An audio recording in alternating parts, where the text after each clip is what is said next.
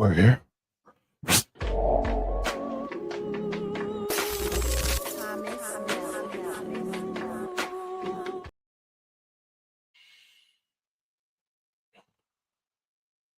Mic check. Mic check. It's good, guys. Your boy Good Savage back in. You know what time it is. It is Let's Talk Smack Your Residential SmackDown review, which I weren't going to do, but then I was going to do it. I was going to do pre-recorded, but the boy Morris can do a live stream. I said, go on, do a live stream event, because after this year, I ain't doing live stream reviews of these fuckers, bro. These shows are trash. They suck. They stink.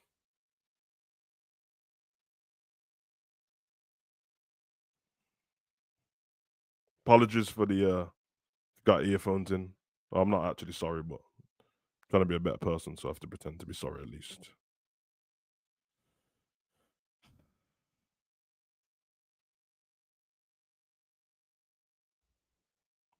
I hope everyone's good. I hope everyone's well. I hope everyone's mental and physical health is good, because I tell you somebody who's not. LA Knight.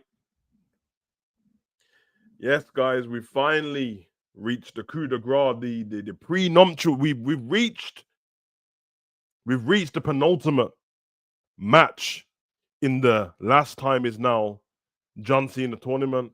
And as I predicted before there was even a tournament, I repeat, as I predicted before there was a tournament, John Cena, December 13th, live from DC, round the corner from the White House. Expect Donald Trump to turn up. John Cena will be taking on Walter. Gunther. Now, obviously, I understand, because this sounds like a turning point. Let's have it. I thought you're a fan of Gunther. I am. This is not about any hate towards Gunther. I can't be like, I know a lot of people running around the line calling Gunther a jobber and all. That's weird, bro. Gunther's one of the best in the company. But that's not what I wanted for John Cena's last match. That's not what I wanted. And I don't think that's what many people wanted. You know who else didn't want it? John Cena's own father. John Cena Sr., he said, I don't think my son should fight Gunther for his final match. I don't think it's the right choice.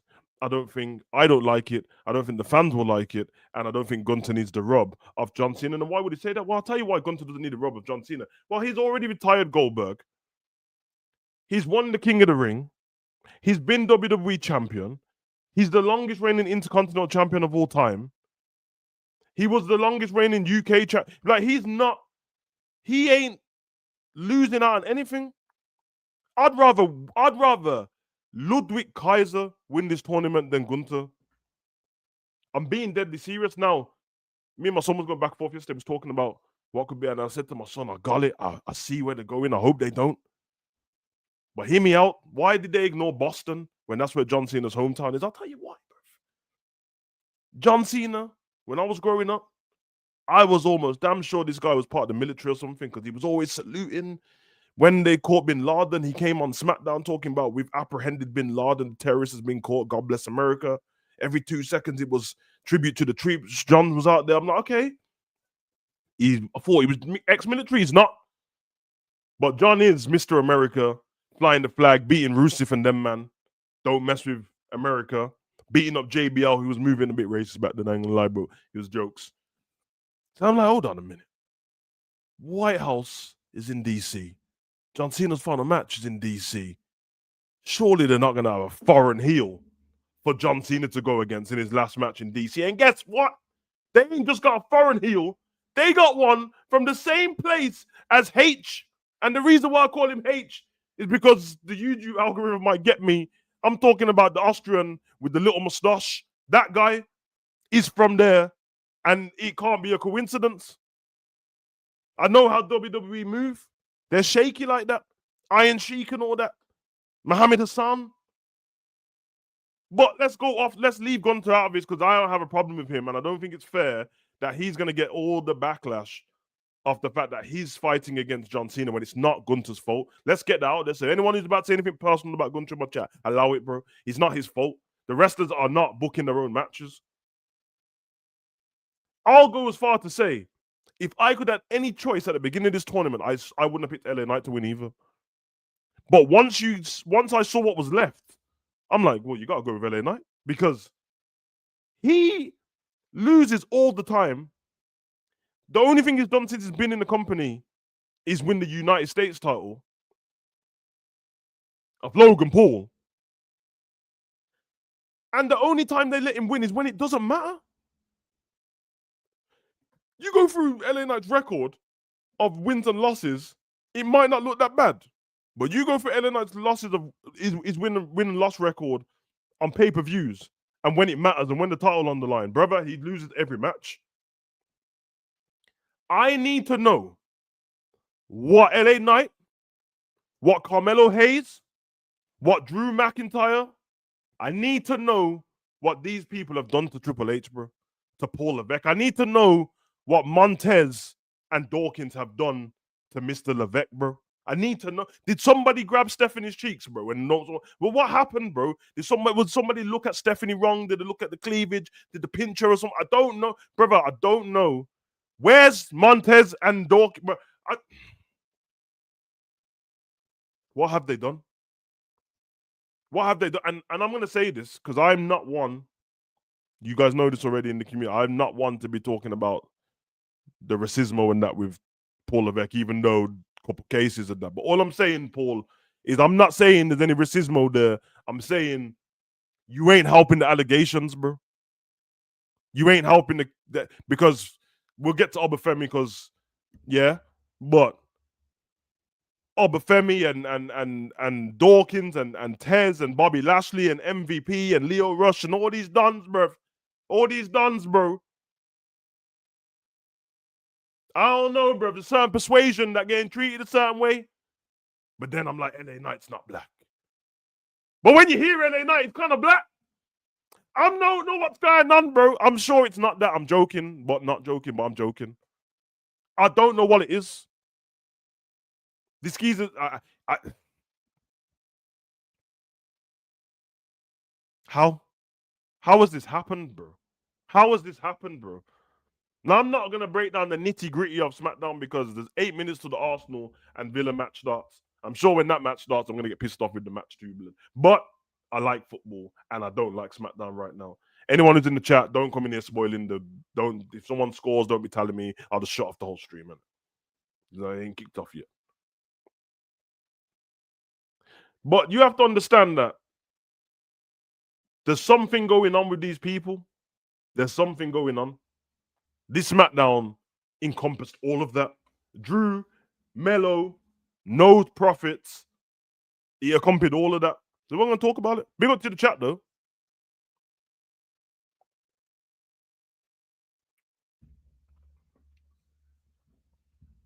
All right.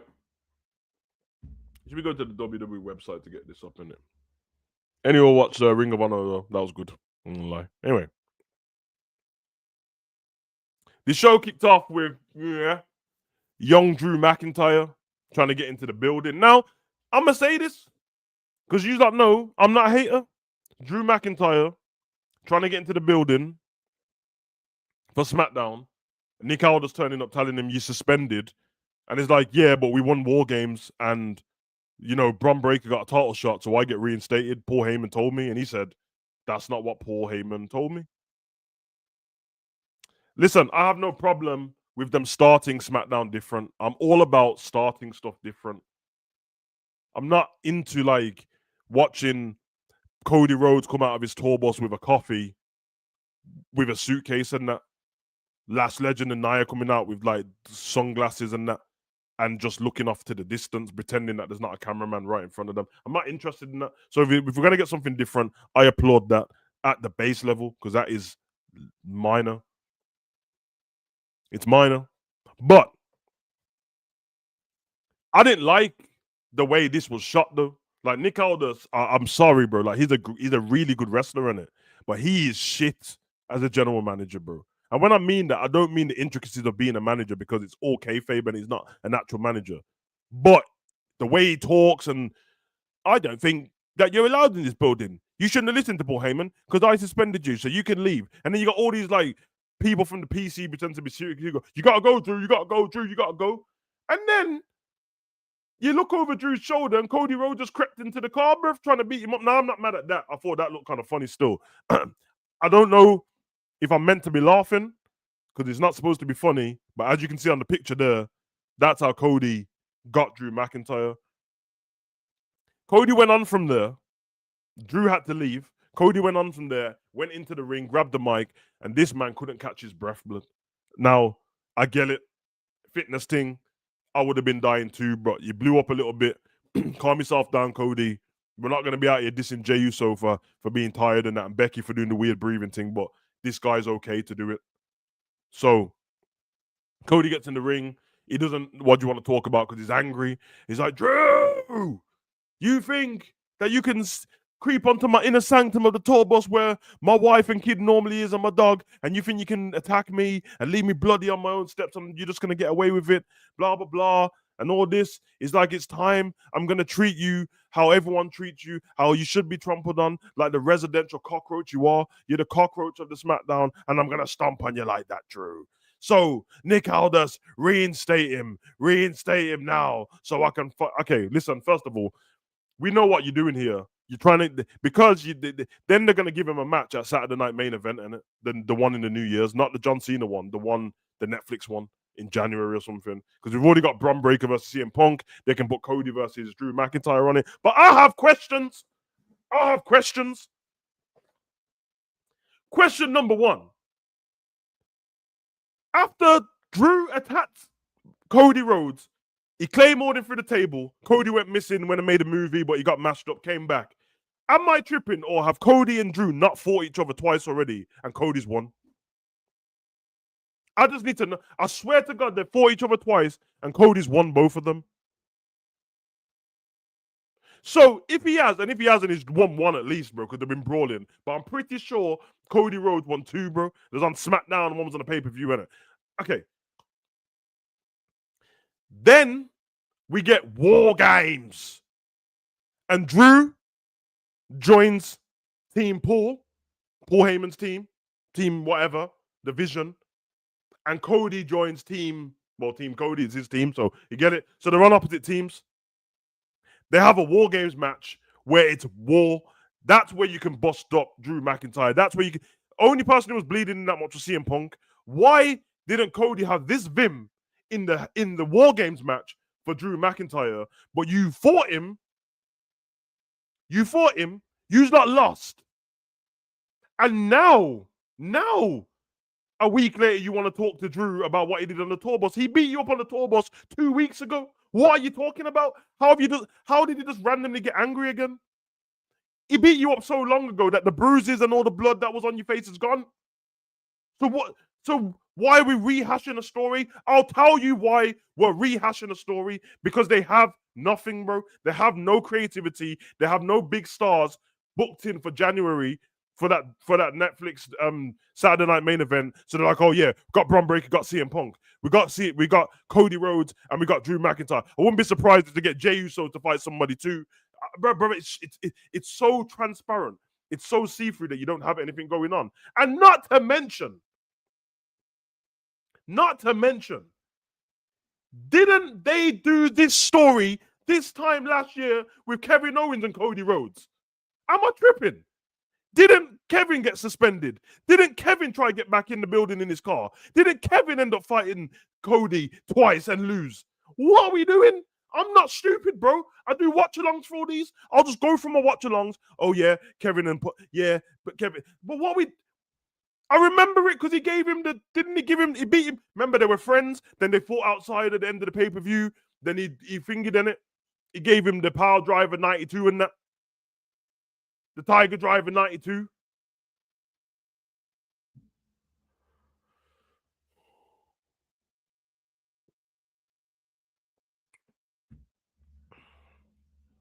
Literally, it's the same story. Moving on from that bullshit. We ain't going to be here a long time, bro.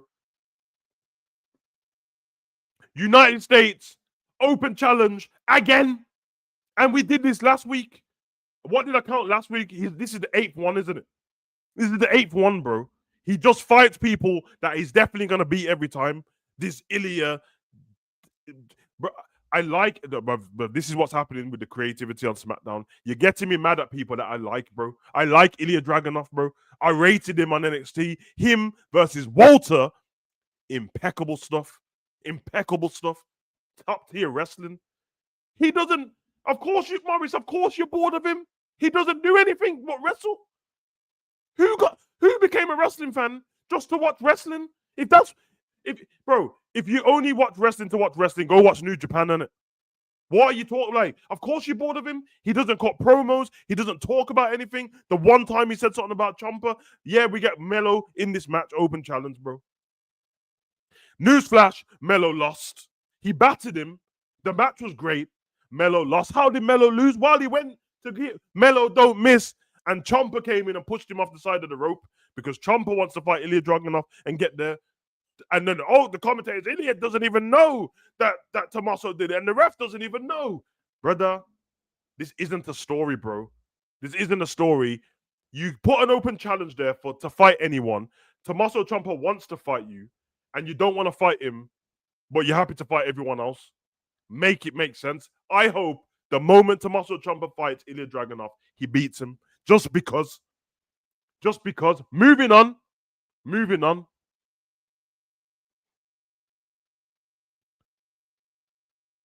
Speaking of that, we just realized we got Carmelo Hayes versus Ilya Dragunov at Stand and Deliver, didn't we? Great match. Anyway, Alexa Bliss versus Kairi Sane.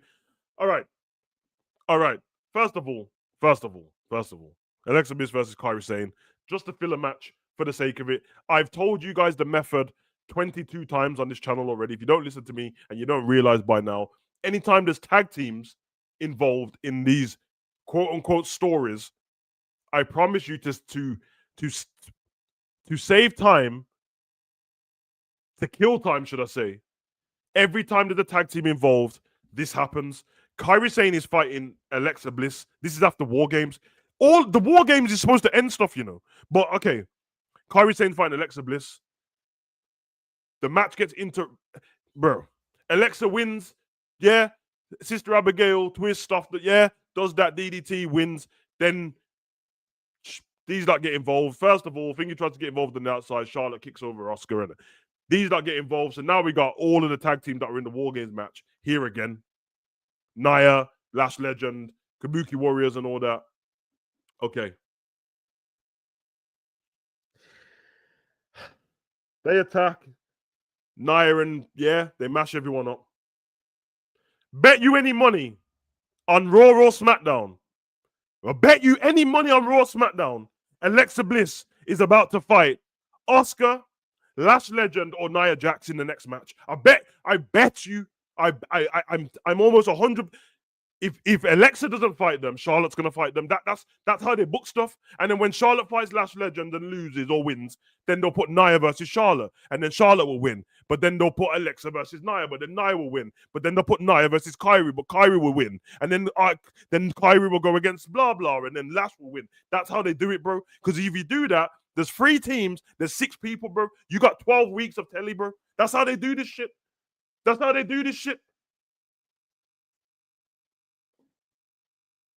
Nah, it's not even at least Rhea's moved on to something different, because she hasn't moved on to something new. She's joining Damian Priest. That's not new. She's about to join Damian Priest and fight Zelina Vega and Aleister Black. Morris, how is that new when she spent a whole year with Damian Priest, calling themselves the Terror Twins, fighting everybody? It's not new. That was 2024. It ain't new. And before that, she spent 2 years in the Judgment Day with him. It ain't new. Rehashing old shit. We ain't seen Damian. First of all, I don't even know what they do with Damian Priest anymore. Damian Priest went from being the WWE champion to any guy, bro. Damian Priest was their main guy in the Judgment Day, and now he's nobody. Brother, they don't do anything new, bro. They don't do anything new. I'm going to do a video on the stuff that why is WWE forgot, because they think we forgot stuff. I'm not stupid.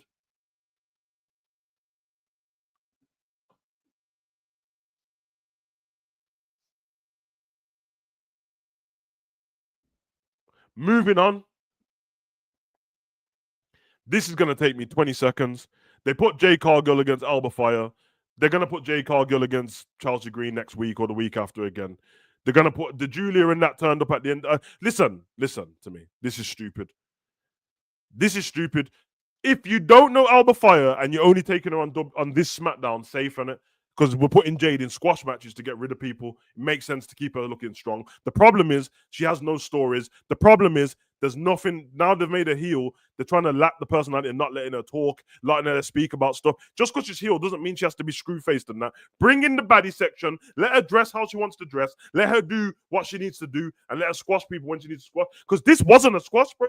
This was 2 minutes. But Alba Fire got more offense in this match than Jade Cargill did. The only way Jade won is because the match got interrupted because Chelsea Green got beat up on the outside by Julie and chased down by Kiana James with the twins in the handbag. What? We're not meant to help Jade with stuff. Just like you didn't need to help Ilya Dragunov. Anyway, move on. Jade obviously won. Alba Fire beat her up, but Jade won.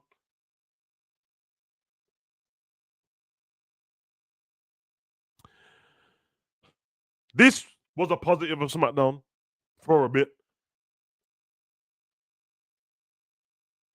MFTs come out to the ring. Solo cuts a great promo. Solo's one of the best on the show. Now, I'm just going to say this. I'm not talking about Solo's top 5 of all time. I'm not saying it's top 5 in the company in general. I'm saying right now, Solo's top 5 in the company. I don't know what other 4 you want to put ahead of him, but he's top 5 in the company. His wrestling is great. His wrestling is really good, bro. It's really good. His promos are really good. The MFTs, honestly, might as well leave the face paint because they actually look like badasses when they're just there in this group. All of them in the black tees with the chain on and that. Solo with the big suit and the gloves. Cut a promo. Told man, yo, you don't even deserve to carry the name Wyatt. And you can bow leave that. Bow leave? How come the crowd didn't react to the bow leave line? How come? Are they stupid? Did they not watch wrestling? No, they started watching wrestling a year ago. Obviously, because anyone who started watching wrestling a year ago, they somehow think that this Paul Levesque shit is great. It's not. Fuck Paul Levesque and fuck Lee Fitting as well. Trash. But anyway, promo was great. He cut the promo. It was cold. He was all up in the camera. MFTs were looking sick behind him and that. Then through the mic drop, about to leave. MFTs leave the ring. Get. You get me? Something like, I don't even know if that happened, bro. It was a shutdown noise in it, but I like it better when they do the this and it. Wyatt's are in the ring. Bo's behind him. They're just face to face, looking deep because last time he got rushed, but then the MFTs get back on and now I'm just saying it looked cool. It looked cool, bro, because you got the Wyatts are trash. I can't lie, but you got the Wyatts on one side, you got the MFTs on one side, and somehow Nikki Cross is just there. Can't really do anything, but whatever. Should have brought Tamina into the MFT still or somebody, but whatever. They go face to face. The brawl starts. Another Paul Levesque special brawl, but they brawl. Everyone's fighting each other, getting the better hand. Nikki's jumping on people's backs, trying to strangle people and that. They're all going for it, fighting on the outside. And then Rowan clears house. Tonga clears house. Then they go face to face. And then them two start going at it and that. And then we kind of move on from there. It weren't that amazing. But the start with the promo and how it looked visually, I like how it looked visually. That's what I will say in it. Surprisingly, Rowan didn't, because Rowan was in the ring with Talatonga. All of a sudden, Talatonga didn't look like that tall anymore because they're the same height. Obviously, the way they booked Talatonga is like he's the big show in it. Like no one's like he's a moss. But when he stands next to Rowan, it's like, oh, you're both the same height, meaty. Anyway, move on. We get on. So let's move on from there. That was the best thing what happened. As you can see, Nikki's on the back. Talatonga's looking like a YouTuber on there, man. I don't know, bro. That might be Journey Fatu still. I don't even know if this is Talatonga. That might be Journey still with long hair. Hold on a minute. That ain't Talatonga, bro. I don't know, man. Might not be him. Might be him. And then we move on to the main event of the evening. The main event of the evening. Okay, we did have some backstage trash segments. There's no point talking about it. We did have one when after Cody done all that talking, then he was in the office with suspenders on and a shirt all of a sudden instead of his tracksuit. I don't know why. Why is Cody there if he's not fighting? Why? No, seriously, why? You're not doing Stone Cold style stuff when you're cutting bad boy promos. You're not doing Roman Reigns backstage segments. You're just walking around, bro. So he goes into Nick Aldis' office. It's like, Cody, glad to hear from you. And it's like, yeah, sorry, Nick, I'm calm down now. It's like, well, This is what I wanted to get you here for. And then walks in, yeah, blah, blah, blah. Obafemi is in there. Ricky Starks is in there. They've got a match at Deadline. I want to let you guys know, in honor of the John Cena tournament and then Saturday night main event, the winner of Deadline is gonna face. And then Cody tells them, yeah, shakes everyone's hand. We're gonna fight at Saturday night main event. So he shakes Obafemi's hand, he shakes Ricky Stark's hand, then he leaves. And then for some reason, these two grown men decide to go head to head in a back office with no one there. Looked a bit gay. Like, what are you doing? Like, what? You're not in the ring. It's not a stare. Why are you having a stare down? You're fighting tonight, bro. Just having a weird stare down. The camera. Obviously, we know the cameraman's in there, innit? But when you watch a movie, when we're watching movies, we don't think there's a cameraman in the room in it because the cameraman's not part of the show. So when Nick Aldis leaves and Cody leaves, you just left two men in the room. Why are they going face to face to each other like they want to lips? Why don't they scrap? Just scrap. Just scrap or shake hands if you have to do that, because you're not beefing like you got deep-rooted problems with each other. So it's like, make the best man win, and then maybe Obafemi squeezes his hands a bit too tight, and then Starks does the. Maybe, I don't know. But what they were doing, the face-to-face thing, was weird as hell, bro. It's a bit zesty, I can't lie, bro. You know what I mean? From when you can smell a man's nostril, blood, you're too close. So yeah, we got Obafemi. Ricky Starks is going to beat Obafemi, you know that, innit? So, yeah, I guess we're going to get Ricky Starks versus Cody Rhodes, which I'm sure it'll be a good match. But who cares, man? The thing what pisses me off the most is, I said at the beginning of this tournament, when we watched the pay-per-view and they dropped the advert, why I said it in the tournament, and then John Cena said, we're going to have stars from across the world of wrestling. Some stars in the WWE, SmackDown, Raw, NXT, and even people outside of the company. Yeah, the people outside of the company were old wrestlers. Dolph Ziggler, Zack Ryder, The Miz fought twice, Sheamus got injured. Why on earth didn't they do what they're doing on Saturday Night Main Event for the tournament? Why didn't they have all of this stuff for the tournament? So we're gonna have Cody versus one of these two, some other guy versus some other guy.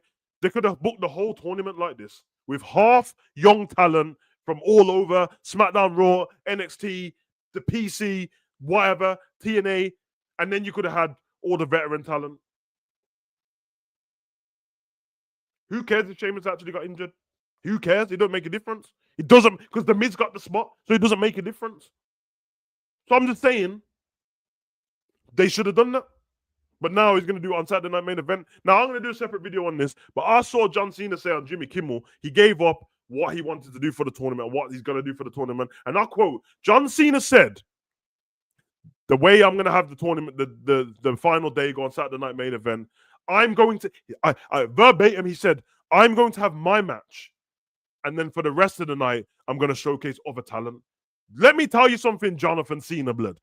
We are not tuning into Saturday Night Main Event to watch you fight first, bro. It's your final match. You're supposed to main event. Because the man who just want to see Cena, we're going to watch and just leave. What's that? Nothing else is on the line. Are the NXT talent going to get title shots? They're not in it. So why would I do that? You better go on last, bro. You better go on last. And then also, John Cena said, I had 36 dates this year. Originally, I was going to do 200 or something, but WWE told me not to. Excuse me? WWE is the one who told you. WWE is the one who told John Cena not to do more dates. I'm out here thinking John Cena's got movies to do, and that's the reason John Cena said no. What I wanted to do was take off the whole year of everything else, just focus on wrestling and do 200 dates. Now, first of all, John, I don't need you to do 200 dates. But let's just do simple maths, innit? Because I'm a bit confused, bro. I'm a little confused. So how many Raws and SmackDowns are there? There's one a week of both, innit? So there's 4 Raws and 4 SmackDowns. He doesn't need to be on both. He doesn't need to be on both at all. But let's say he is. 4 times 12 is 48. So you couldn't just give John Cena 50 dates, bro. We don't need to wrestle on all of them. Because if you do that, and then you add 12 to that, that's 60, because 12 pay-per-views. So you like fucked up John Cena. I told you it's a sabotage from the beginning, bro. I told you this was a sabotage from the beginning. Now, big honesty, so John Cena could have retired at Mania. I mean, if you're talking about next year's Mania, no, because if you remember, he told us at Money in the Bank after the show that he was going to retire, and then he said starting January, I'm going to. So to be fair to him, he wanted a whole year. He could have done Mania to Mania, of course, but he didn't do that. So I'm not mad at John Cena and the timing of stuff, because whether it's WrestleMania was shit anyway. So next one's going to be shit. I'm not mad at that. But all I'm saying is, WWE, I hear it. John, we don't. He said, WWE said to him, we don't need you for that many days. We don't need. You do need him, because the show's shit. So even if they added on an extra 25 dates to the 36 he's got, or 24 dates to the 36 he's got, 60 for the year, bro. That means all of these areas could have seen John Cena for the last time.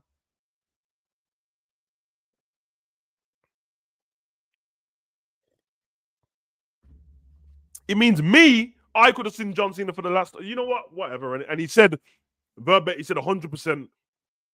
Saturday is his. He said it's his last. He said it's his last match. He said I know a lot of people in WWE and wrestling always say they're gonna retire and come back, and the guy said no, I'm actually done. Like he's done, bro. He's done. No, we didn't need him to fight twice. We could have had him. We could have had him. If they wanted to book it different, they could have made John Cena, and they want to do the Intercontinental title. They could have made John Cena win the Intercontinental title the first time, and then have Dom take it off him. And I have news flash for you guys again. John Cena said, I'm gonna get the quote. I'm going to get the quote. This. When I told you, like,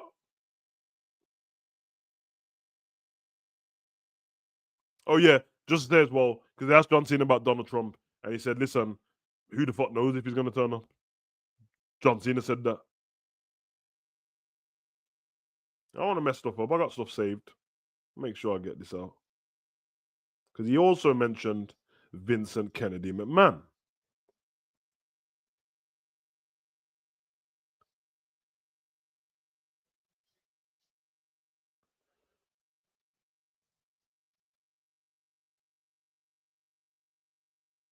Okay, this is a bit long, isn't it? But let me just go through the quotes, because oh yeah, we're gonna get onto LA Knight and thingy anyway. John Cena said, "I called Triple H, and I said I have an idea. You'll know how to do this because I don't know how to write television. But I think if we do a tribute show, one of two things are going to happen. It's either going to be too much or too little, which means it's not going to be good. Why don't we take Saturday Night Main Event? Everyone knows it's John Cena's last match. The video packages you want can trickle in, no problem. Then we can go to the match and have the match that's the night. But beforehand, on the night, I know people are going to be tuning in. Sold out arena, last piece of relevant energy to get the audience members to tune in, so show up for the future of the business. Have top name WWE superstars, CM Punk, Charlotte, etc. You put them together, however you want to do it, in a non-canon exhibition match with the future of the business. So non-canon means canon would be storyline. Non-canon is whatever happens on that day. After that, it doesn't matter. John Cena, newsflash: everything in WWE is non-canon, bro. And for the layman out there, it's like having a Marvel standalone movie that has nothing to do with everyone else. He said, bring the kids up from NXT, get them in the building with real noise, real energy, let them get under the bright lights. I want to be here. They want to wrestle people with experience and wisdom, non-canon exhibition matches with nothing on the line. It's a chance to hear the music of your favorite superstars against somebody you have no idea to fight. And he said, it's a great idea. They're going to do it. I have no clue what the plan is, but I know that's how I want to go out. Okay, John, I hear you because you're a good guy and you want to put people over. Brother, we don't want that. Yeah? We don't want that. So I hear it. If that's what you want on your last day, okay. But you see the rest of the year, what we've had, this bullshit, bro. Terrible. Absolutely terrible. Where was his other quote? Where he spoke? Where is it? He did speak about. John Cena said, I never wanted Vince McMahon to go because I love him and I know how much he loves the business. But he taught me we're all gonna go, all of us. He taught me that through not only saying that, but through his actions. I was there the day he fired Stone Cold. Missed the date, gotta go to see the biggest attraction. I gotta let people know this isn't okay. So things happen. We gotta let people know this isn't okay. It's time for you to go. Everybody goes, man. John Cena. All right. So John's talking about how much he loves Vince McMahon. But if anyone else says anything about Vince McMahon, it's problems. If John Cena can mention Vince McMahon, then why can't we have Vince McMahon? It doesn't matter. It doesn't even matter. It doesn't even matter. We can't have Vince McMahon in video packages. But yeah. Oh yeah. Here's a quote. John Cena's initial plan was to have a full year in 2025 with 220 dates in total. He states that WWE only needed him for 36 dates. You robbed us, bro. You robbed us. You robbed us of 220 dates of Jonathan Cena, bro. 220. They don't even do house shows like that anymore. That means if it's 220 dates, that means John Cena would have been turning up at least 18 times a month, bro. And only 4 of those times can be at Raw or SmackDown. So 8 times, 4 Raws, 4 SmackDowns, 8 times each month. 8 times each month.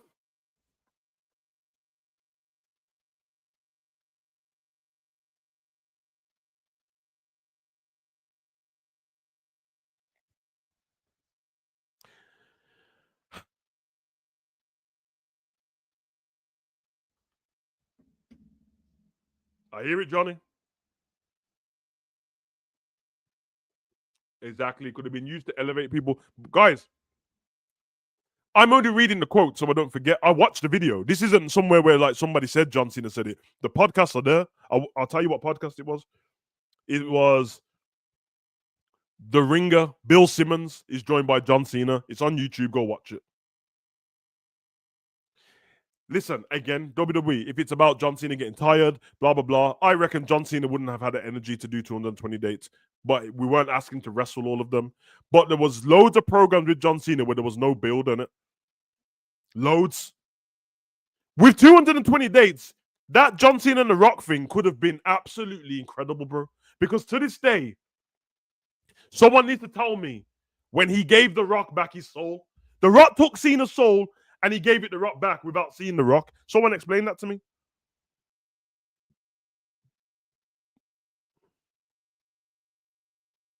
How? How? This absolute scumbag, Paul Levesque, has ruined it.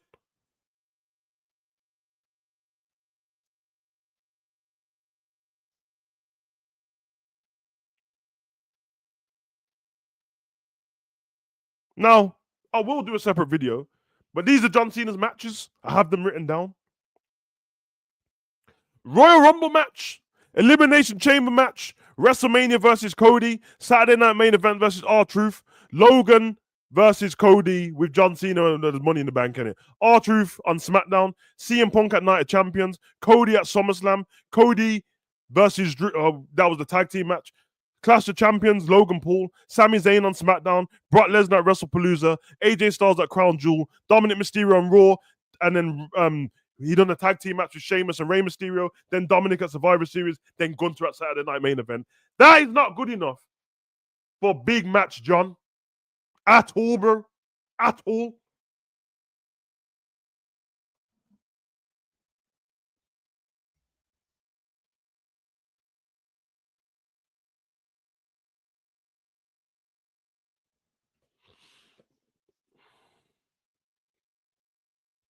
Exactly, Morris. So we're gonna get. Bear in mind, the match is on the 13th. It's on the 13th, isn't it? Okay. I don't know about my maths, but if I'm correct, that means we have 1 Raw and 1 SmackDown, and John Cena's not booked in for either of them. So we're just gonna get Saturday night main event, Gunter versus Cena, no build in between. So Cena was right when he said non-canon. This match means nothing. You can't have a non-canon, non-storyline match with John Cena at Saturday night main event at his last match and tell me it's going to put the guy over. It's going to make Gunter a superstar. How? When Austin Theory and Solo's already beat him? How?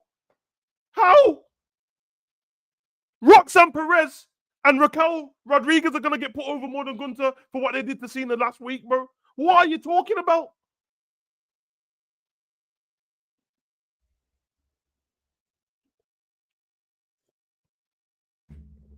Unbelievable. Unbelievable.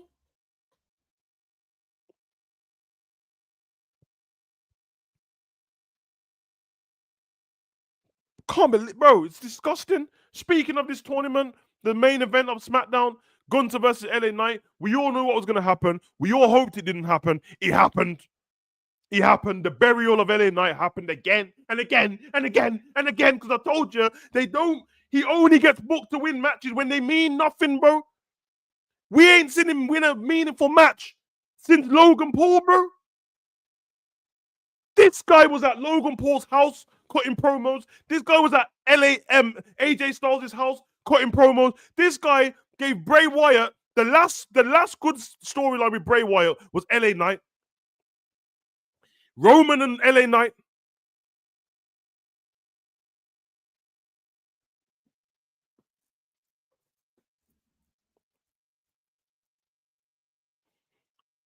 What has he done? He's not young, you know. He's going to be done soon with wrestling. What has he done? Imagine LA Knight and John Cena back and forth on the mic. Because all Gunter's going to say to John Cena is, Gunter's going to say, listen, if Gunter was going to get 5 weeks, 4 weeks, 2 weeks to speak to John Cena, all Gunter's going to say is exactly what he said to Goldberg. Exactly what he said to Goldberg. You're old. You need to be retired. You used to be a legend, but now whatever. Blah, blah, blah, blah, blah. Gunter, it's the same shit. Somehow, we have Cena versus Gunter, and none of them look strong. Gunter, in the last 2 years, bro, your title reign got ended by Sami Zayn in your longest reigning Intercontinental title. Hold on. I just realized something. Gunter lost back-to-back WrestleManias. Oh, fuck this, man. No. I just realized, bro. He lost to Sami Zayn at WrestleMania 40 and lost his title run. He lost to Jey Uso at WrestleMania just gone and lost his title. Then he lost to CM Punk. And then CM Punk got casted on. This Gunter, brother, he struggled against Pat McAfee, bro. Pat, he's been buried. Both of them, they've ruined his character, bro. He slapped around Pat McAfee and then he's tried to do moves to him and he just kicked out. Pat McAfee, Javon Evans, Axiom. He struggled with them. Axiom. He used to play for Real Madrid. He's a footballer. What are we doing? You know what? Whatever. Axiom. And he got battered in Spain with Yamin Lamal at the front row. Battered.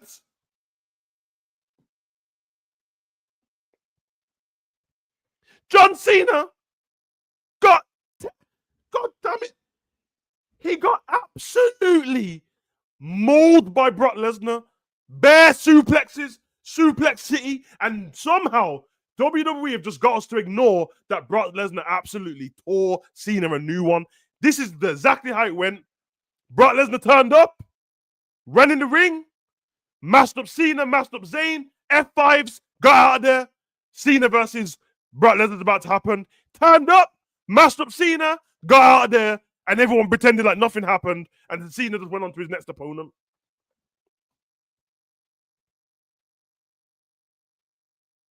It's unbelievable. It's unbelievable. He fought a commentator, bro. Michael Cole was looking to scrap Mac. He was looking to scrap him. Gunter.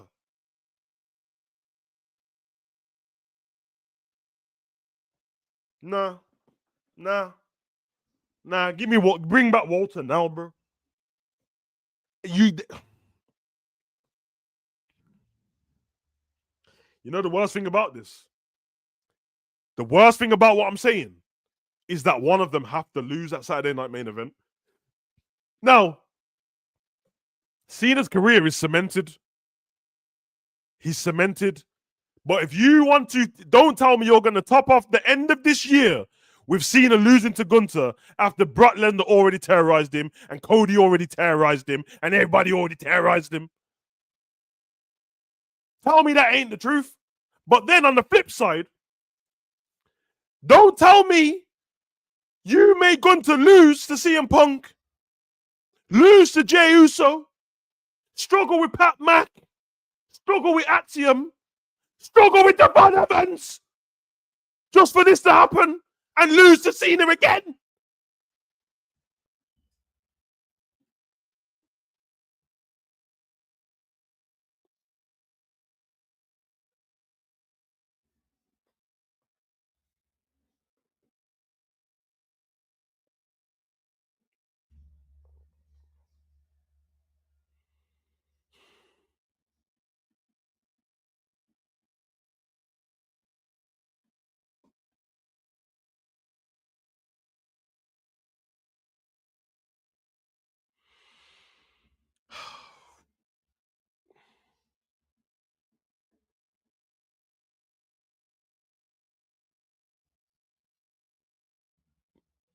Did you not see John Cena on Joe Rogan? Got John Cena trying to do the cleanup job and that, talking about, sometimes my dad talks shit and I wanted to just phone him and say, yo, dad, what the fuck are you doing? No, bro, your dad was right. Nobody wants C versus Gunter, bro. We did 2 years ago.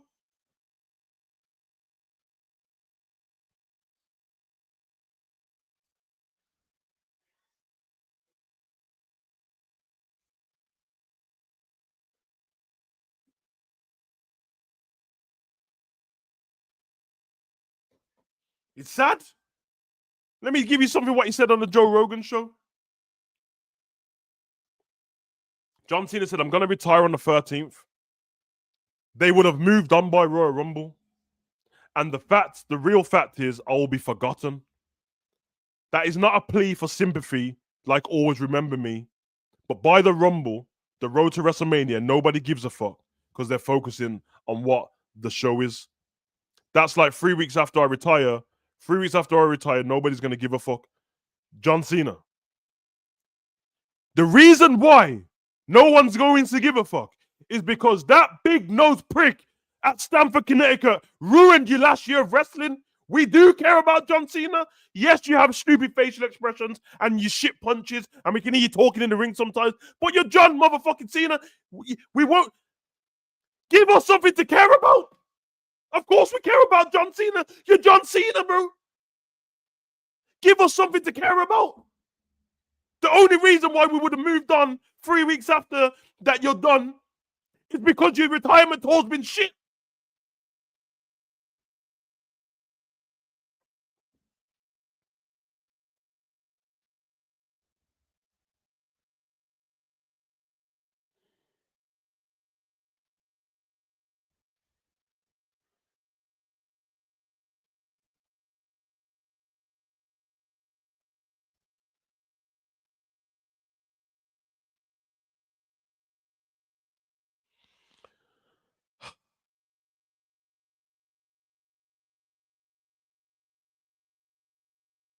It's sad, bro.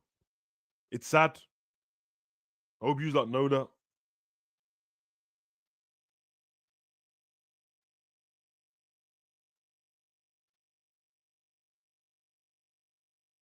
Got dirty dumb posting stuff.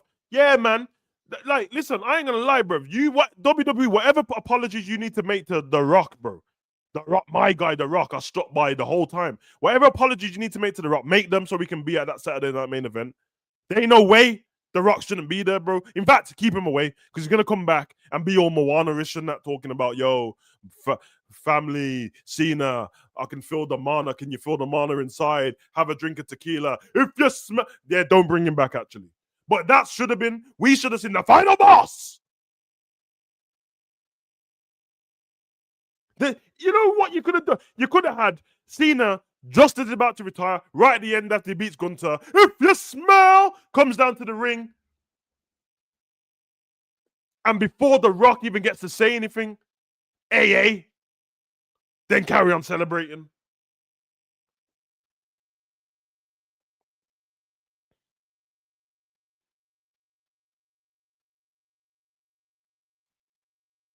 Where's Randy Orton, by the way?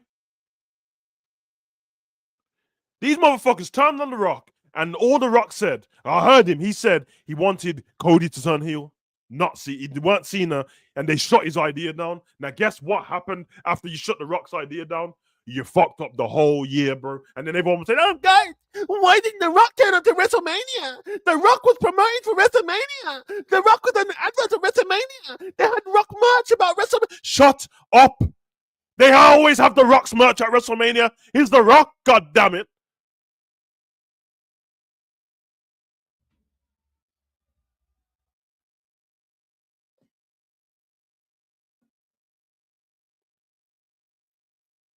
Blame The Rock.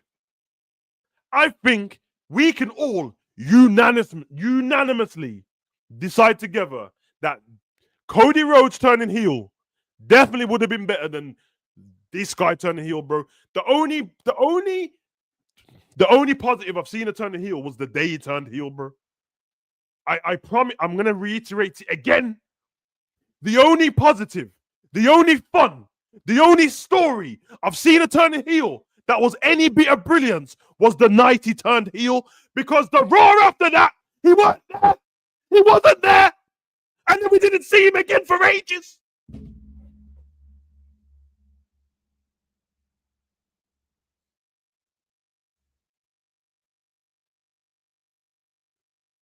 Do you guys realize how they're booking this fucking company? We had Survivor Series, War Games last week. War Games. It finished with some masked assailant climbing in the cage. Yeah, super kick, Punk, curb stomp, Punk, get out of there. Bron Breakker wins. Do you realize they had one sentence from Adam Pearce today after telling the referee, go find out who it is? Roman didn't turn up. Hear me out. There was no Roman. There was no Cody. There was no Punk. There was no Jimmy Uso. Just Jay. So you mean to tell me one team lost because a masked assailant jumped in the ring, and 4 of that team didn't turn up the next day, and one of that team only turned up because he was in a tournament match? You motherfuckers are booking this into the ground, bro.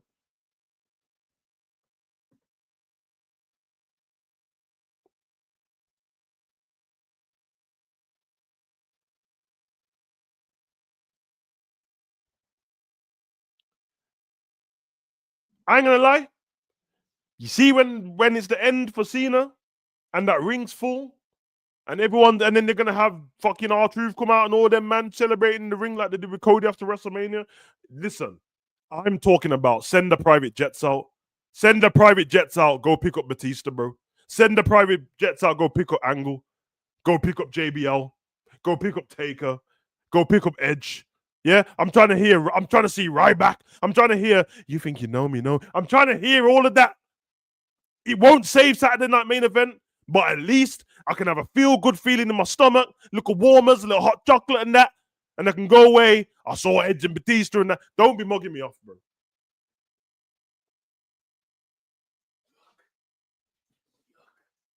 Who scored? Is it just now? Get out of my way. Get out of my way. Is it 1-0? Bro, was it off a corner? No. Bro, this Matty Cassie just only scores screamers, bro. Hey, man, just wait for VAR to talk it off for no reason.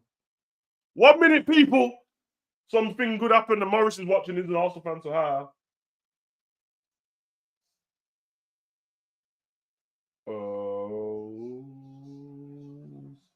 He's always in the same area for that. He's onside. Man like Matty Cash, blood. Trust me. Man like Matthias Cashrid, blood. Trust me, the Polish wonder kid, blood. Anyway, back to cooking this stupid program. Let me get one more quote before we get out of here.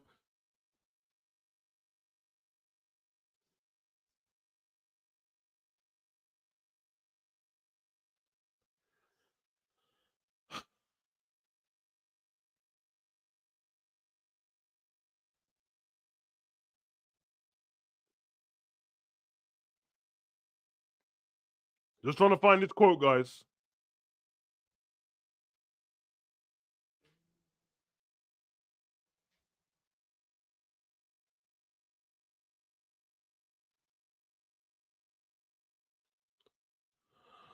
Here we go. Here we go. Big up Khaled, bro.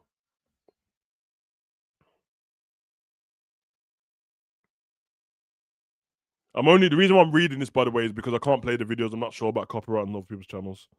Okay, hear me out. Just so man know that I'm not moaning and John Cena has the same thing. Hear me out. John Cena says, he's correct. Where's the fucking... Okay, so on the same podcast, Bill Simmons, go watch it.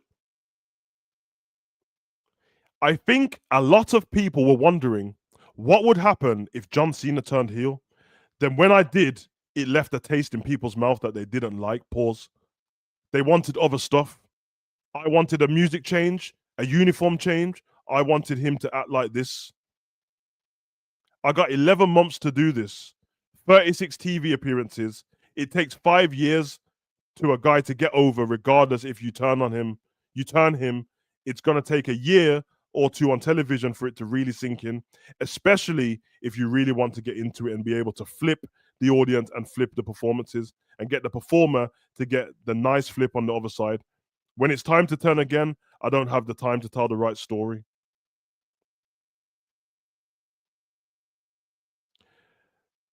They asked about how perfect and it was achievable and it was good. Not at all what is perfect.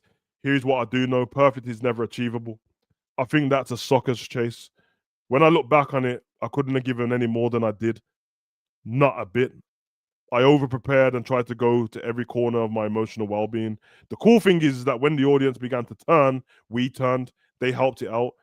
The dynamic was a little bit ahead of schedule for, let's say, Cody and I, but it made for a great showing for the summer. Ahead of schedule, him and Cody. I know we have limited time, but let's do something really big. Okay, it didn't work. It didn't mean I wasn't going to give my all. John Cena said it didn't work. He said in order to get somebody over, you need at least 2 years. John Cena, that's a lie, because Roman got over turning heel just by returning with a spear and saying, believe that, and it's not a promise, it's a spoiler. I'm just saying, anyway, forget all of that. Money in the Bank. Let me see this. Let me just make sure I'm not talking shit. Let me get this fucker off the screen. Yeah, let me get that off the screen. And let me just make sure I'm not... I don't want to misquote or not. So, John Cena announces retirement. Okay. Because I know it was Money in the Bank 2000. Yeah, Money in the Bank. And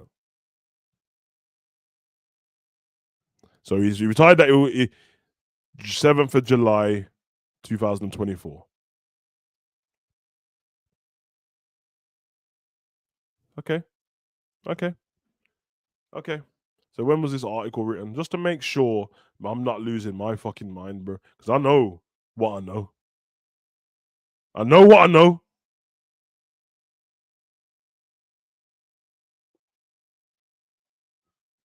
July 7th, everywhere. Okay. July 7th, 2024. No, Morris. I know the date. Duh. Come on, man. I know that. I wanted the actual date. Okay, so July 7th. For the layman that don't know, July is the 7th month of the year. July summer. July is 7 of 12.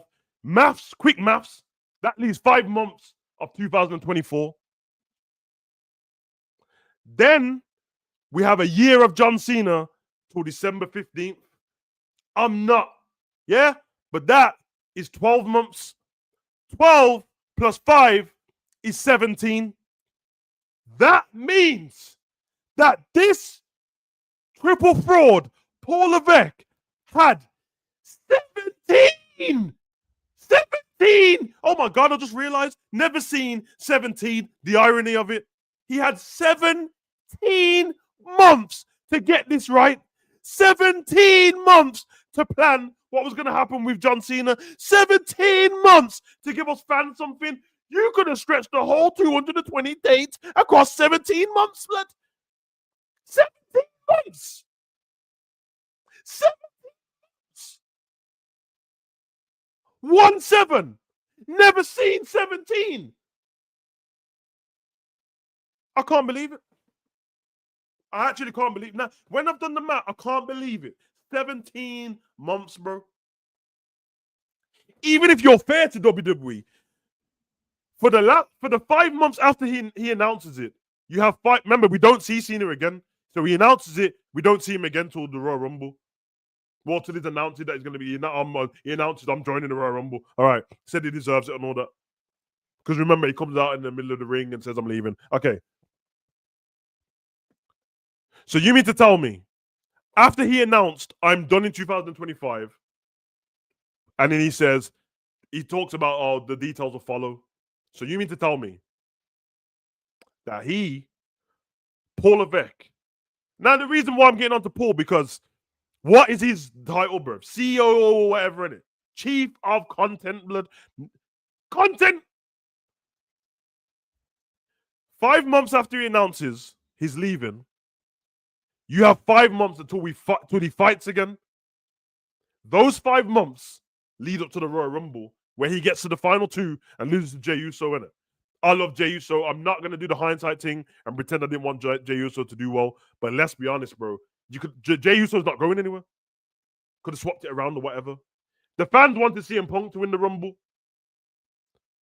It seemed to me CM Punk was going to win the Rumble, Cena's going to win the Chamber, or Cena wins the Chamber, Punk wins the Rumble. Either way, you do that, because guess what you do at Money in the Bank? You give Jey Uso the fucking briefcase. That's what you do, you dumb motherfuckers, bro. That's what you fucking do, you dumb motherfuckers, bro. You give Jey Uso the briefcase. The briefcase!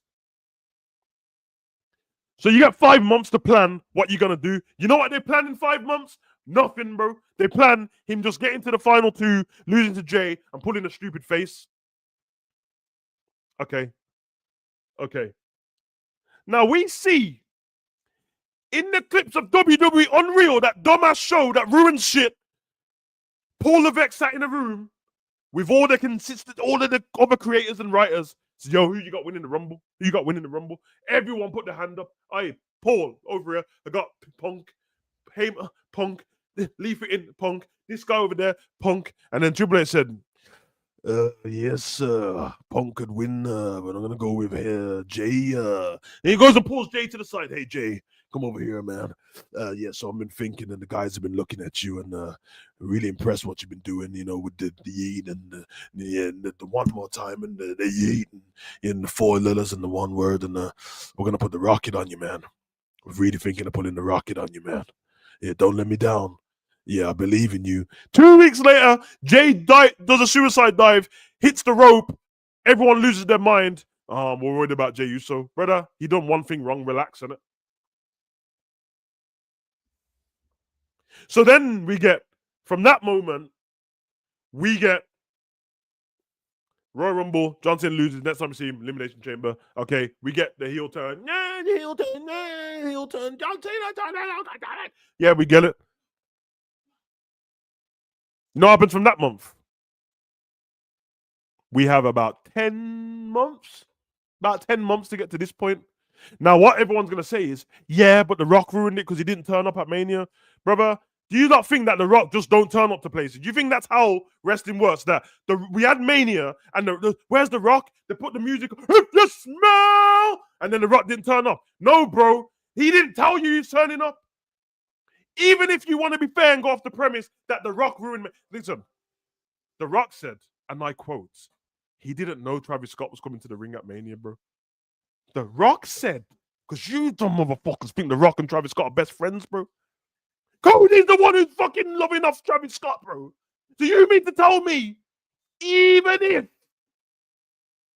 if that's The Rock's fault up until that point, from WrestleMania till now, WrestleMania, the 19th of April, that's the 4th month.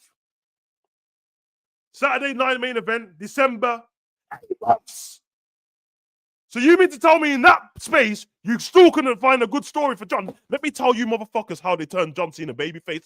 John Cena was heel. He called the kid fat. He ruined he's cussing everyone. And then one day, John Cena turns up on SmackDown and he says, I had someone in my ear and I'm sorry. Babyface, that was it. He didn't save Cody. He didn't save Jesus. He didn't save a baby. He didn't save an orphan from a burning building. He just turned up and said sorry. You know what Cody said? Oh, no problem. Let's just fight at WrestleMania. Let's fight at SummerSlam. No problem, John. You know what I mean? I know it's a week before SummerSlam. I know we're about to fight, but now you babyface. Let's just have a street fight and let's have fun. Let's have fun. Let's have fun. Now, don't get me wrong. The street fight was amazing. Now, there was a few problems. Now, I'll tell you one problem. Cody kicked out of 17 AAs. John Cena kicked out of 22 Crossroads. But apart from that, we had the part with the ramp and Cena came out with the lights and Cody was on his shoulders. Kind of cold. But you mean to tell me you couldn't put a story together? You couldn't put a story together, you fuckers, bro. This is how you know that WWE are not using chat GPT. Yeah, PT, because for some reason, all the dumb humans don't know there's a P in chat GPT. Everyone keeps saying B. Anyway, the point is, if you use AI definitely will get a better story than that in seconds, bro. So I know you didn't use AI for that. I'll tell you what they used, that big nose prick, bro. I've had enough, bro. Triple H used to be one of my favorite wrestlers, yeah. And Paul Levesque's a different person, but I swear to you, bro, I'm starting to merge them and they're getting on my nerves. How does a guy who was in the Attitude Era, who was in the Ruthless Aggression Era, who was in DX, book this stuff? How?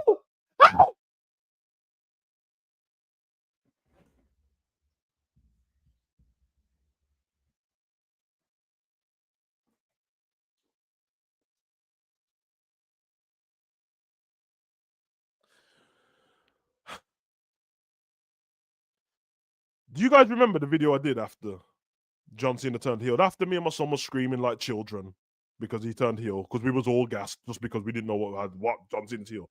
Then I made a video saying, I'm gonna hold out on this still because I'm a bit unsure. Like, it's heel, bro, but kind of don't make sense.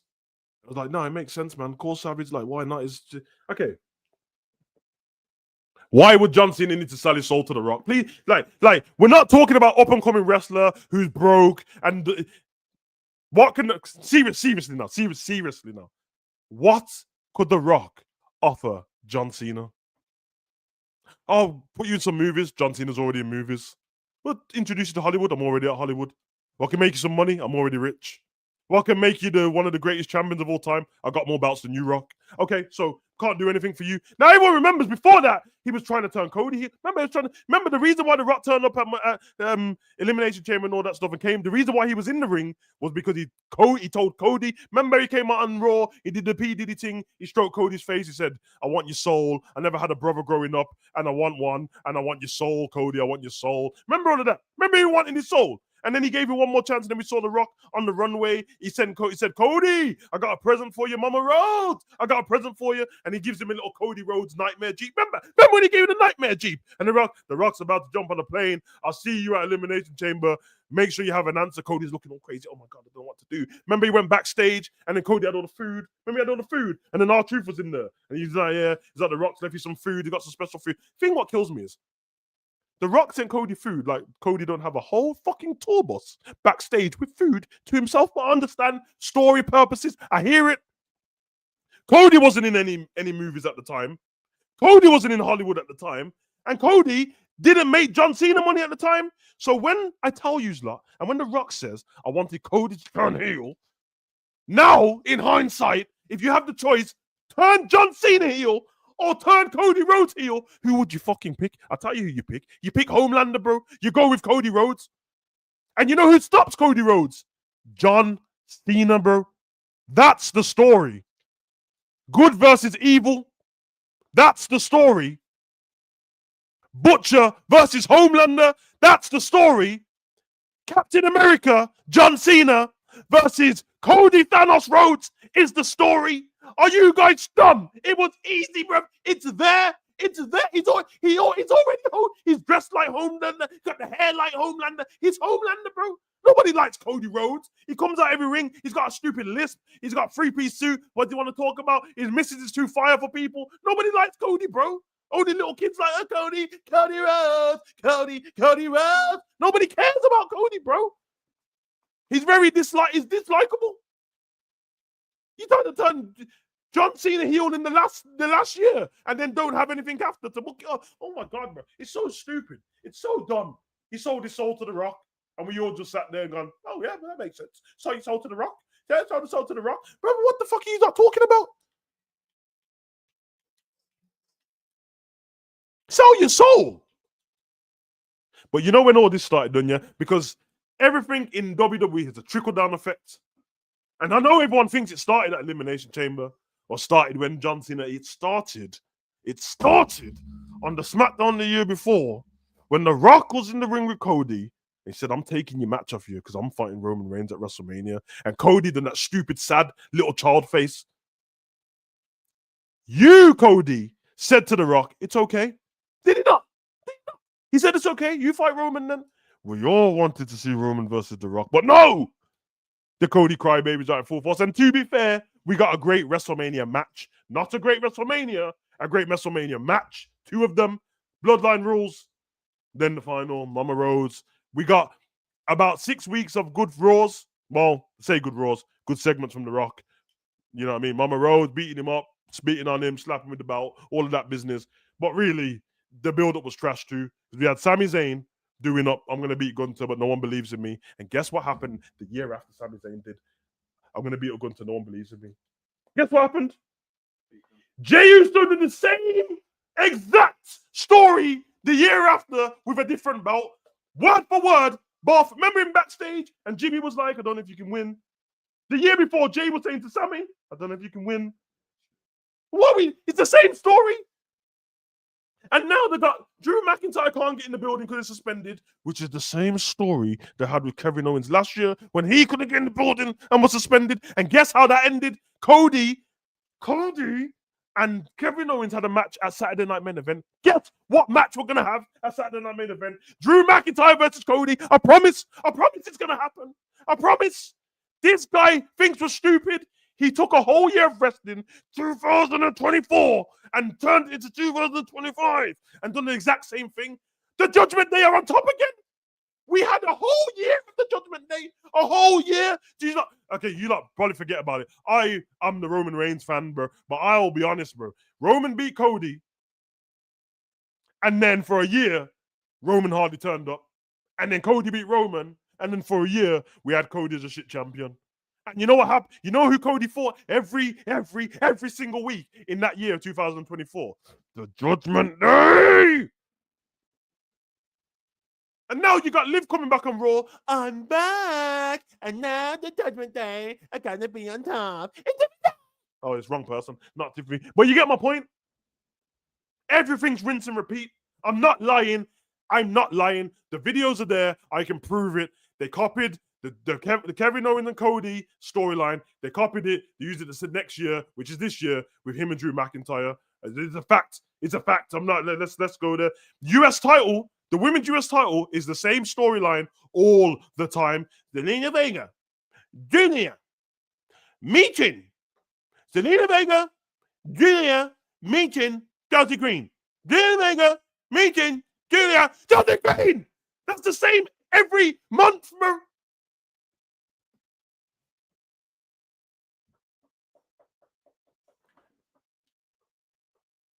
Can I ask you a question? I thought Bailey was crazy. Yeah, now you're sitting there thinking, oh yeah, I haven't seen crazy Bailey. She's just not crazy anymore. She's done. It's just done. Now she's on. I saw her today standing next to Sol Ruka. Big up Sol Ruka, by the way, my girl Sol Ruka. Talking about, yeah, Saturday night main event. Me and you gonna fight Sol Ruka. Brother. Bailey currently doesn't have any. She didn't have anything about her. Nobody wants the Sol Ruka versus Bailey blood. But give me the what Sol Ruka versus Bailey.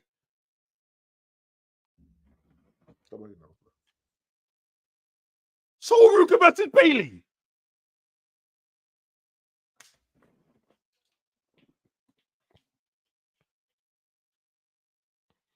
They really had Judgment Day fight Cody for a whole year. He got to the point where Cody and Jey Uso became a tag team to fight the Judgment Day for a year. And now the Judgment Day is back on top. What happened to Finn Balor doing the sneaky thing behind, and it looked like they were about to, remember that? It looked like they were about to break up. You remember that Finn's the one who brought Roxanne into the group to split up Dom and Liv? Nobody cares anymore. Didn't happen. Remember that?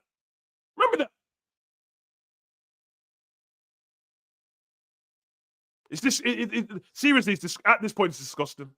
And I'm not falling for it. And I'll call this shit out every single week. Bear in mind, I'll be honest, where I get paid from in life, different jobs, one of them I get paid by Fanatics. The reason why I get paid by Fanatics is because I have the WWE QR code. So when I'm out here talking shit about them, they can take it away, but I will not witness this bullshit and just sit there. So everyone else can online and all these other content creators do the same thing as me and do reactions, but scream to everything that's shit.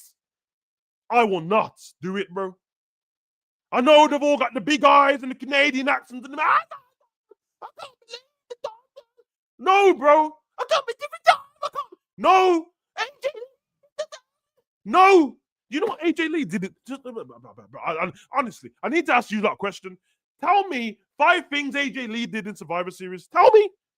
She done the Black Widow, and she jumped on Rhea's shoulders to give Io Sky the bin, the garbage can, the trash can, nothing else. What was she there for? Pointless. Now, I do want to say, on behalf of the Punk family, because you know how I feel, because I got young Pablo and Fifi, that's some sad shit that happened to Larry, bro. That's some sad shit, bro. So now, like if we don't see Punk, now I'm being deadly serious because you know that CM Punk and AJ Lee don't have kids together, innit? So Larry's their kid, bro. And first of all, anyone about to say anything mad about dogs, I'll scrap, man. Second of all, that's their kid, bro. Third of all, I don't think we've seen anybody in the WWE that loves their dog more than Punk outwardly. Do you not realize that Survivor Series, he turned up with a jacket with Larry's dad on it? That was before Larry died? Or before they announced it, bro? Before they announced it? Before? So now if he's got now WWE, and it's obviously more important things, but now the WWE champion's going to be missing, I bet you. I'm sure Paul Levesque will find some way for somebody to put it in a promo and piss him off. Anyway, this review went way too long, but some of you lot needed to vent. I need to vent. I can't believe at this. I can't believe what's going on, actually. I can. It's so bad. It's so bad. And now they're losing numbers. They didn't draw as much as they normally do on Netflix. It's just crazy to me when the pay-per-view had Brock Lesnar and Roman on it. So if you're the moment you start losing numbers or not getting more numbers when Brock and Roman's on your show, you need to start panicking, bro. People treat SmackDown now as a dickhead show more than Raw. You not remember that for like 3-4 years, all of us were saying SmackDown's better than Raw with the Bloodline when it was on Fox.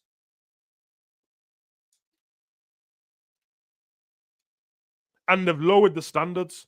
They've lowered the standards of some fans to the point where man are like, how was Raw? Raw was all right because Bron Breakker got a promo. That means Raw was all right.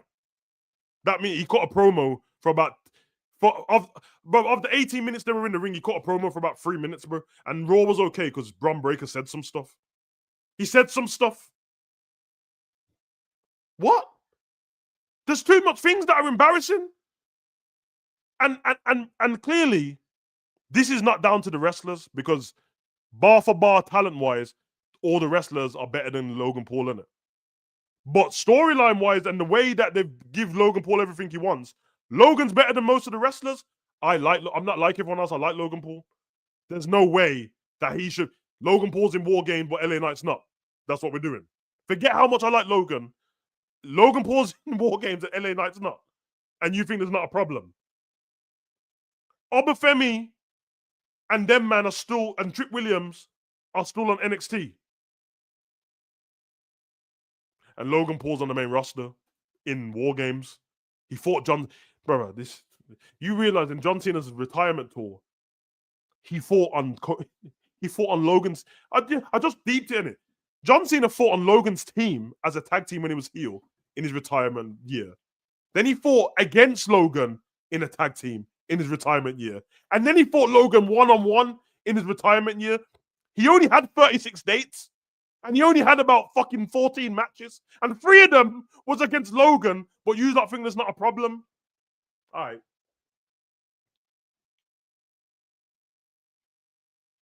All right.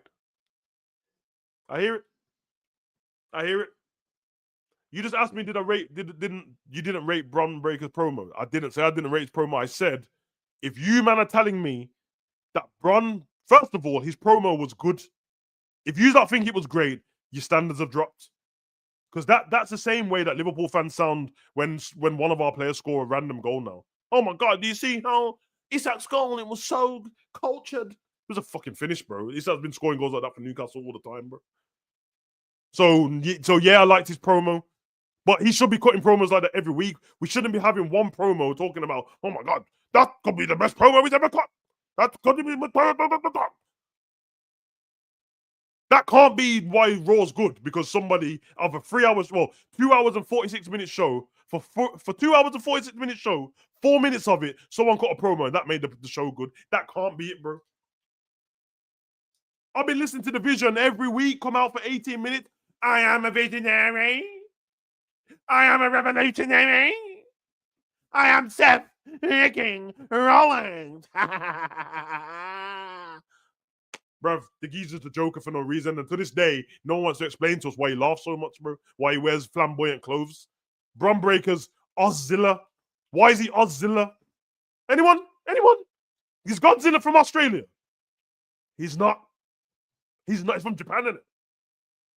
So I don't understand why it's Ozzilla. I don't understand why he's still walking around with the t-shirt saying the tribal thief when Roman has his trainers back and you're not robbing anyone anymore. Paul Heyman, they made Paul Heyman look shit. No one can tell us why Logan's even in the division, but he's in the division, don't know. McIntyre gets treated like LA Knight, but he's just Drew McIntyre is SmackDown LA Knight, bro. And LA Knight is Raw. Drew McIntyre is the same shit.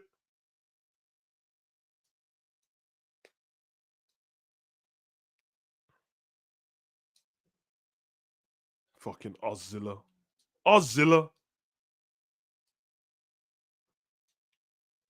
No, Morris. Not unfortunately, that's why it was good. I tell you what happens. Why can't wrestling fans say, how was Raw today? It was shit. But Bron Breakker cut a really good promo. No, wrestling fans in 2025, how was Raw? Oh my God, it was so good. It was actually better than last week. Why? Because Bron Breakker cut a promo. Oh, okay. That makes the okay. That's fine, man. That's fine, bro. These are the kind of people that have fat missuses, bro. I'm telling you, bro. Fat, obese, ugly, big back, hairy back, wet back missuses, bro. But she got good nails, so she's a good missus. Whatever, man. You don't want to polish a turd, bro, and start calling it good. Fine. Liverpool's back as well because we beat West Ham, but then we lost. So that's the equivalent. That's the equivalent. Liverpool is Monday Night Raw, bro. Onslaught is Paul Levesque. So yeah, every 18 games you're gonna get sprinkled with something good, and then after that, man, I'm like, hey, shit again. In the history of wrestling, bro, I'm talking about like when you deep it, We've hardly had anything good all year. All year. We are in December, bro. Pay-per-views limited to good. I'm talking about maximum 4, maybe edging 5, but I'm thinking 4, bro. Young one of the Saudi young clash at somewhere. SummerSlam, Women's Evolution, Elimination Chamber. That's maybe Royal Rumble. That's it, done for the whole year. Raws and SmackDowns for the whole years, none. And you want to know how why? Go look at all the thumbnails on my reviews, bro. And tell me which one of them say it's good. There's no we've had no good Raws and no good SmackDowns for a whole entire year, bro. Not to mention the year started off with 3-hour SmackDowns and 3-hour, bro. It's been terrible. Roman's booking this year, bro. They made Roman Reigns irrelevant, bro. He gets the pop when he comes out, but he's just there. What? I don't like. A couple of weeks ago, before we got into the War Games and all that stuff, we had Roman. Remember, we had the little clip. Roman backstage was like, Jay walked off and then he said, "Yo, Jimmy, I've been seeing what you said to him. Why shouldn't he listen to me?" Remember that? And we was like, "Oh shit, oh shit, evil Roman's back. He's telling Jimmy, you can see you." You know what happened a week after? Nothing, bro. And then they lost the match, and and Roman said to Jimmy and Jay, "I don't want to see you guys till Christmas." Remember that? After he lost to Ozilla, "Don't want to see you man till Christmas." You know what happened when he saw them the next time? Lost that Survivor Series. You know what happened after that? Nobody turned up on Raw. So nobody cares. Nobody cares. And I'm just pointing out there, anyone who comes over to this channel and don't know me and starts going, "Why is this geezer moaning about WWE? Why are you a hater?" First of all, I'm not a hater. Second of all, I've had 7 years, and for 5 of them, 4, I've been saying mostly positive stuff about WWE. For 1 of them, I've just been whatever about WWE. And this year, I've been negative about WWE because it's been shit. So don't tell me that. First, that's I want it to be better. I just do. And for the last thing, if they're not gonna try, then I'm gonna cook it. Same with Liverpool.